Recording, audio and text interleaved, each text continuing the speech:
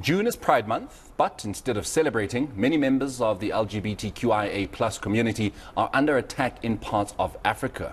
Well, Uganda, for instance, has chosen the month to finalize its anti-homosexuality laws. People there could literally be jailed for life or even handed the death penalty for who they love. Against this backdrop, Thapelo, Dlamini as well as Gino have released a song reminding the world that love has no gender. They join us now to tell us more a little bit about it. Thapelo Dlamini is in studio, as you can see him. Then, of course, Gino is joining us via Zoom. Perhaps, Gino, let's start off with you when it comes to this particular conversation, you know. And oftentimes we share the notion of love has got no bounds and love has got no color and love has got no creed and the like, but that's not the case, right? It seems here that significantly so in a time when we're supposed to be advanced, the world is seemingly going backwards. Why do you think that is? Thanks for the question, and thanks so much for having me on today. Really appreciate it. I think you posed an awesome question, and I think within the month of Pride Month and even, you know, the day after Youth Day, look, a lot of people have a lot of different opinions, but I think the song that Thapelo and I have created kind of comes as a backdrop of, you know, like we mentioned, love has no gender, have respect for one another, you know, allow yourself to be vulnerable and open in the fact that, you know, these relationships kind of happen. Thapelo speaks about in the song, you know, he's still caught up over this past relationship that he has. So I think under the backdrop of this month and even of Youth Day, you know, we should really strive to speak about these things and to create visibility. So I think that's, you know, that's what we're pushing for, yeah, 100%. Thapelo, every time the LGBTQIA+ community has, you know, sought to teach, sought to, you know, show people that firstly, the community is incredibly marginalized. I'm not even being dramatic if I say that it is the most marginalized community in the world, you know. Every time there is this effort to try and teach, to try and show people that you can't be treating the community like they're aliens or they're some kind of plague. These are human beings. There is always fight back. You know, there is always, you say, I think it's almost as if, you know, the heterosexual community, for example, gets offended that how dare you try and teach me? You are not human and you should therefore be subjected to all the cruelty in the world. Does the community maybe sometimes feel like, what's the point? Or is it a matter of, this is life and death, we can never say what's the point? I think it gets to a point where it is kind of draining to be part of the community because it's a constant struggle and fights with not only yourself, because for me to actually identify as homosexual, I had to go through a long process because growing up I was told it's a sin, it's not culturally appropriate and all of that. But then it's not only a battle I've served myself, now that I've accepted myself I now need to fight the world. So it does get a bit draining, but because it is who we are, and we are here to just let the world know that we are also human. Whatever you guys go through, we also go through as well.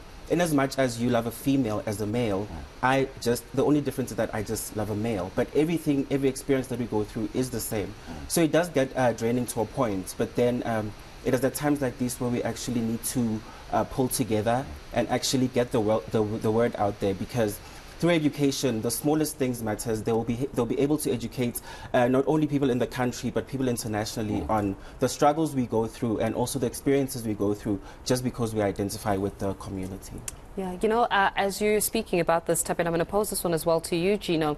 Music is supposed to be literally the language that we all get to speak, you know, where we get to have some commonality and understanding, right? Who doesn't love a good Luther Vandross melody on a Sunday, right, with a glass of wine? Those are the kinds of things that make us human and make us, you know, relatable to one another. But is music able to connect even to those that are the most ignorant in our society and those that are most fearful? Because I truly believe marginalization, the cause of it is ignorance and fear. 100%. Like you said, music is a universal language. So, yeah, I think it can speak volumes to, you know, getting a certain message across, creating unity, creating equality, creating conversation, which is exactly what we're doing right now, and which is what we kind of want to fester. You know, and really, like you mentioned, an awesome melody, an awesome beat can kind of open your heart in a really awesome way. So yeah, I think music has the power to do a lot of good. Thapelo, you have incredible support from your mother. You know, you are here today as a musician because when you go back home, it's always like, you know, we are a singing family. We're a family who loves music. So for you, it's essentially not something that you just woke up one day and you decided you're going to be about. The same way, even though people feel like, you know, you wake up one day and you decide you're going to be homosexual. This is something that is, it runs in the blood, you know, because mom was like, this is what we're about. Just talk to us about the support that family has given, because one of the crushing things, you know, that the LGBTQIA plus community face is the family fights them for who they are. So just talk to us about the love and support your families, particularly mom, has given you. So with my mom, it wasn't all rosy, you know. When I first came out to her, it was back in 2017, we had kind of a back and forth because, again, I am full Zulu and also come from a very religious family. So having those two backgrounds kind of in her head told her that this is a sin, it shouldn't be done, it's all wrong and all of that. So we had the back and forth with my mom. Also, me coming out as well, I had to understand where she was coming from because she also had a different upbringing, you know. So my role in that position was to just be patient with her and educate her on what being homosexual is, because when I first came out, she thought I just wanted to turn and be maybe transgender, you know. But I told her that's not the case. I still identify as male, but the only difference now is I'm just attracted to people of the same gender as myself. So we are good now. Me and my mom call on occasion to kiki a bit and all of that, you know. But she's supportive. She listens to my music as well. Because we still have that religious background and upbringing as well. We sing quite a lot at church. She pushes me and my sisters to sing every time we are together. We usually have jam sessions whenever we gather with the family for Christmas and all of that. So she has been my backbone throughout.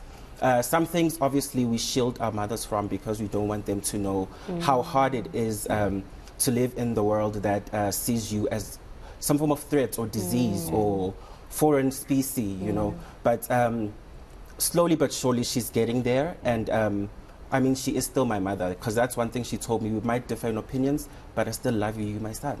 And all we have to do now is just educate each other on what is it and how is it going to be moving forward.